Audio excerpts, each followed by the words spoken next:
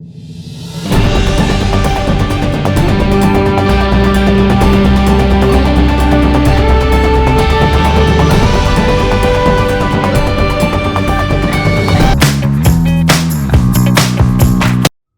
right, thank you, Coach Stevens. So my first question is, you just celebrated senior night the other night with your lone senior, Caitlin Gilstrap. What has it been like coaching her and seeing her grow through the years? Yeah, I've been able to coach Caitlin for the last 2 years, and it's been awesome to kind of see her progress into not only an athlete on my court, but kind of progress in all areas of life. Last year we didn't have any seniors, so it was kind of like Caitlin was already our only senior. So we're definitely going to miss her, and we're going to miss her on the court and off the court. Um, but it's been a great time, and it's been very enjoyable to watch her grow to an athlete. So your season is nearing the end as playoffs start. How does your mindset change from the regular season to postseason, if it does at all? I think that for me personally, my mindset doesn't change a whole lot. I think that going into regular season, you play every game like it could be your last game, and that's something that I kind of brought with me here at Allen. And every point matters in every game and every set, and I encourage him to bring that and really to kind of understand that every point does matter. And coming in with our last district game this Friday, we hope to pull that out with a win and host a home playoff game. All right, thank you, Coach Stevens. All right, thank you, Coach Curley. So my first question is about your meet at Conroe last weekend. This was your first time as a head coach sweeping the first place title for boys and girls. How does this make you feel as a coach to be able to do something like this? Well, I think it's more fun for the runners all but two varsity runners medaled, and so that makes me feel good that their hard work, they're rewarded at a meet where we thought there was going to be more teams there. But we ran well, and a sweep is awesome to bring home hardware, to show Coach Adams. So it's something that I think first time that we've won a boys meet, so that's a big thing too, and just kind of gives us some momentum going into state for sure.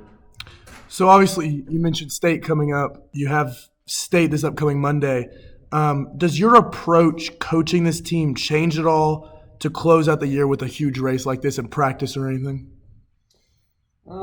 We start tapering our workouts slightly last week, and this week we still had some intense workouts, but we kind of cut short the repetitions.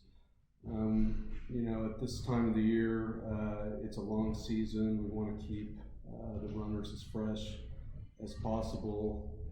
And I know they're tired, but they're still seem to position themselves, to peak at this point.